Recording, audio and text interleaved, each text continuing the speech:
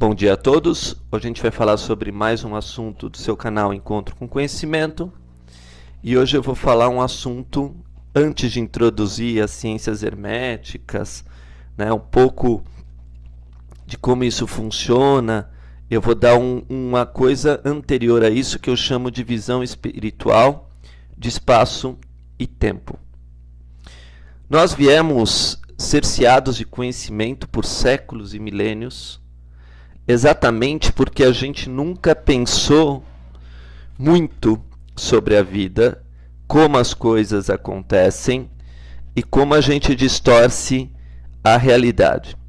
Mas eu quero dar um exemplo prático, que a primeira distorção que a gente tem é de tempo e de espaço. São duas distorções que fazem que a gente tenha uma vida praticamente sem nunca pensar.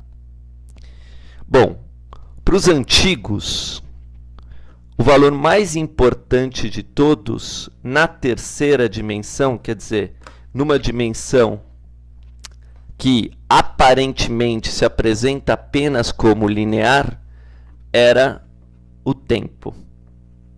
O tempo. Claro, o tempo se transformou em dinheiro na visão do homem. Mas o tempo, ele é o regente de todas as coisas e para sempre na terceira dimensão. Então, eu vou dar um exemplo básico disso, o quanto a gente distorceu a visão de tempo e espaço antes de passar a assuntos mais profundos, para mostrar que a nossa visão espiritual está completamente distorcida. Quando, na realidade, a gente diz tempo, a gente marcou as horas em 60 minutos, os segundos em 60 segundos, né? Claro, tudo que é maior vem do menor. Aí a parábola do grão de mostarda, né?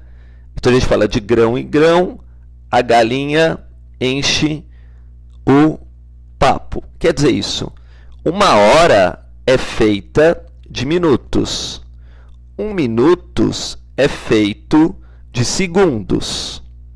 Então, na realidade, quando eu quero organizar um tempo e etc., o segundo é tão rápido, que eu posso falar assim, olha, em um segundo é igual a um instante. Por quê? Porque eu não consigo realizar obra nenhuma em um segundo. Eu vejo tudo em um segundo. Em um instante eu posso ver todas as coisas, tanto na minha mente, no meu mundo invisível, quanto no mundo visível, em um segundo. Agora, fazer em um segundo, eu não consigo. Então, mas o segundo tem a mesma grandeza do que o minuto, porque ele é contado de 60 em 60. Só que também tem um centésimo de segundo, um milésimo de segundo. E assim vai acontecer também com as partículas atômicas. Elas vão se subdividindo, até chegar nos quarks, nos mesons. Eu não estudei muito esse assunto, até na partícula, né, de Deus. Vai se dividindo, subdividindo em fragmentos cada vez menores, né? 10 elevado a menos 24, 10 elevado a menos 23. Por quê? Porque vai se subdividindo as partículas até que a gente não consiga enxergar nada e é invisível. Então, quando alguém fala de em um segundo, não dá para eu dar um passo, né, na realidade. Quer dizer, só de eu pensar, já acabou esse um segundo. Então, para a visão, para os nossos olhos, em 1 segundo ele capta tudo. Para os nossos pés, é impossibilitado dar um passo. Então, quanto mais elevada é a energia no corpo de um ser, na altura da visão, por exemplo, mais rápido ele capta energia. Quanto mais elevado é o ser, mais diminui o tempo. Quanto mais o ser fica com uma energia mais pesada, mais demora para ele fazer as coisas. Agora vamos para outro assunto. Quando a gente então usa o grau, a gente usa para grau de qualquer coisa, grau de consciência. Só que quando a gente usa o grau, por exemplo, também a gente usa para hora. Eu posso chamar um grau de 1 hora. Um grau de 60 minutos. Mas o que acontece em 1 hora? O desenho de 1 hora, quando a gente vai ver, sempre é um zero ou um círculo. Por quê? Porque eu comparo isso com uma ida também no espaço. Vamos explicar isso melhor para poder entender. Quando eu tenho que fazer uma coisa com começo, meio e fim, né? Quando eu estou indo daqui para Santos, por exemplo, eu estou em São Paulo e estou indo para Santos, né? Eu, na realidade, percorro um caminho. Aquele caminho que eu percorro depende da distância aonde eu estou. São Paulo para Santos é mais perto que Minas Gerais para Santos. Então eu posso garantir que o tempo e espaço é relativo em relação à distância. Então posso dizer que tudo é relativo também no espaço. Porque se eu estou aqui em São Bernardo e alguém está em Paris, para ele chegar na Torre Eiffel, ele está encostado do lado, às vezes a 2 quilômetros. Eu tenho que pegar um avião, fazer conexão com Paris e assim por diante. Na nossa consciência é exatamente a mesma coisa. O caminho da espiritualidade é igual a espaço e tempo. Uns já evoluíram muito mais, já graduaram muito mais. Então estão numa dimensão que o outro não consegue enxergar. Uns estão na 2ª dimensão, outros na 3ª dimensão, outros na 4ª dimensão, outros na 5ª dimensão, onde é outro tempo e outra de velocidade para chegar à informação. Então, é impossível criar uma escola grupal para as pessoas, porque cada um está num nível evolutivo diferente. Mas todos passam pelo mesmo percurso de ir e voltar para o ponto que está. Da mesma forma, então, que eu vou para Santos por uma estrada e pego a contrária para chegar aqui, a mesma coisa é o caminho espiritual. Eu tenho uma visão das coisas, aí eu tenho que voltar para aquela primeira visão, porque grau é igual a ângulo de vista.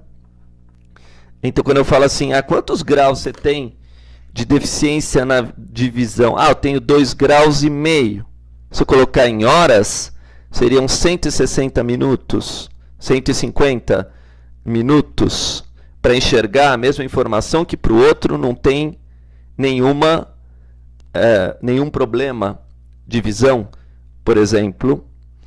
Então, à medida que a gente vai evoluir espiritualmente, a gente vai ver que tudo é absolutamente relativo em relação à consciência de cada um, a vivência de cada um.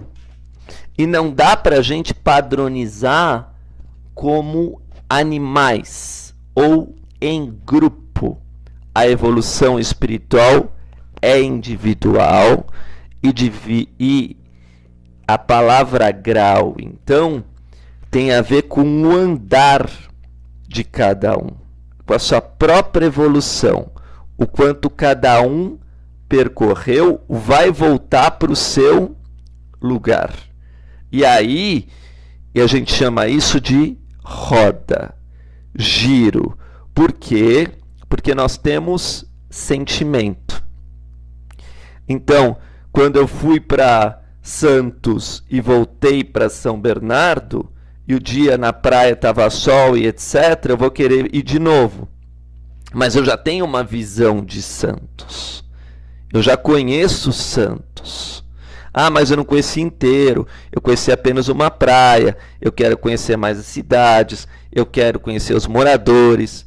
Exatamente assim acontece com a consciência nos planos, nos degraus, né?